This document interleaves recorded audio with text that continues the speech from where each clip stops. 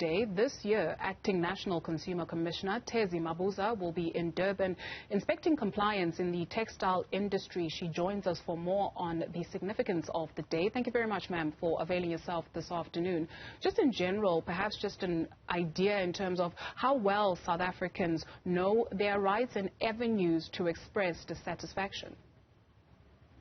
We think that for the past 10 years, really, we have made strides, but we think that we are not yet there as of now, because we don't really see our South Africans complaining, especially when you're looking at around the issue of textiles, wherein people will still buy goods, your clothes and your shoes, wherein it's labeled in foreign languages, and sometimes as well, wherein the labeling itself is not complete. Because what the Act will expect you to understand is if you're wearing something that is made in South Africa, then also the textile or maybe the fabric is from another country, it should be labeled in such a way that you can make informed choices. So we don't get those complaints. But then also when we were looking around doing our inspections in some of the areas, especially in our down market areas wherein they are selling a lot of textiles, we see that some of the goods are not properly labeled, and some of them might be those that are getting through porous ports of entry. So that is the focus in this on Tuesday. We'll get into the porous ports of entry in a few moments, but in terms of a consumer who then buys this item of clothing or the pair of shoes and you're not even able to read what it makes out, but it's affordable. It is, but our role then as the Commission is to make sure that even if it's affordable for you, it's properly labeled. Because that affordability would actually, if it's not properly labeled, like you buying something which is cotton, or maybe it's polyester, and then you are not handling it properly, then you are not even going to get value for money. The reason for correct labeling is that you should know whether you are wearing wool, you are wearing polyester, you are wearing cotton, or maybe even if you are allergic to certain fabric as well along those lines, then you should know, because most people would find that they are really allergic to wool.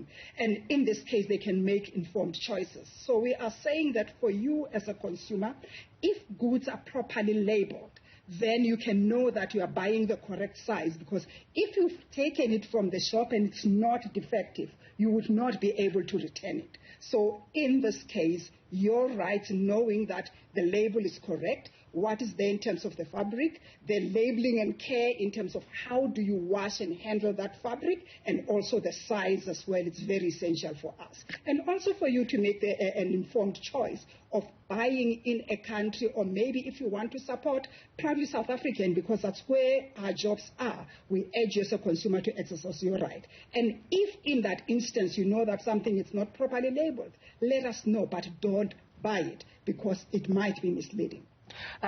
Defective goods you speak of making their way onto South African shelves or onto people's bodies because of porous ports of entry. Does the problem not start there? When we talk about the protection of consumers, should that not be nipped in the bud? What's being done there?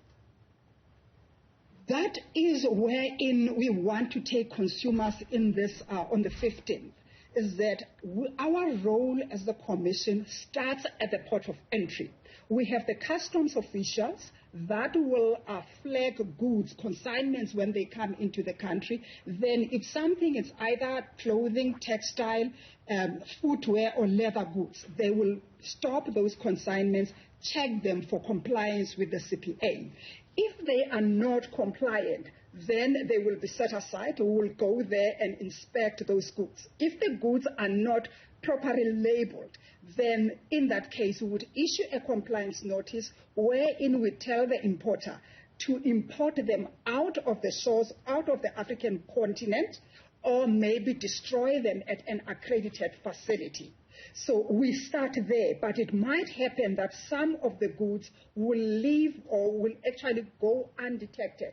This would mean that we say they go undetected because when we inspect, they will profile, and then we have a consignment. We have a target of like 4% of all the goods that are coming into the country.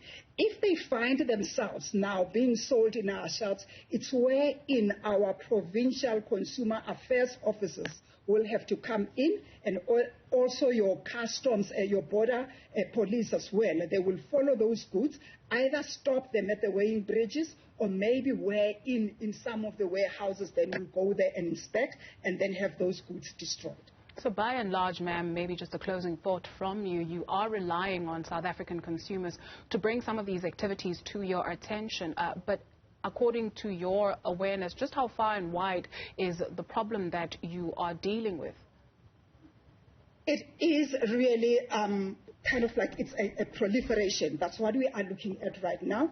And then it's compromising our jobs. It's also compromising South Africa as a brand, because if they are not properly labeled, then they can be changed to be said that they've been made in South Africa. So we are relying on you as a consumer to say that if you spot something that's untoward wherein you feel that we need to know, we have the 9 provincial consumer affairs officers in your province wherein you can alert them. Or if maybe you can't do that, we still, as the NCC, can take your call and alert our counterparts to say, in your province, this is what we are seeing, or this is what we had received as a complaint from the consumers. Then we can even now team up with the border police officers and also assist also with the provinces wherein we can go down there and inspect and make sure that those goods that we are wearing, they are properly labeled, they are fit for you to use, and you know exactly how to handle them as the consumer so that they can last you longer. Ms. Thezi, Mabuza is the Acting National Consumer Commissioner. Thank you.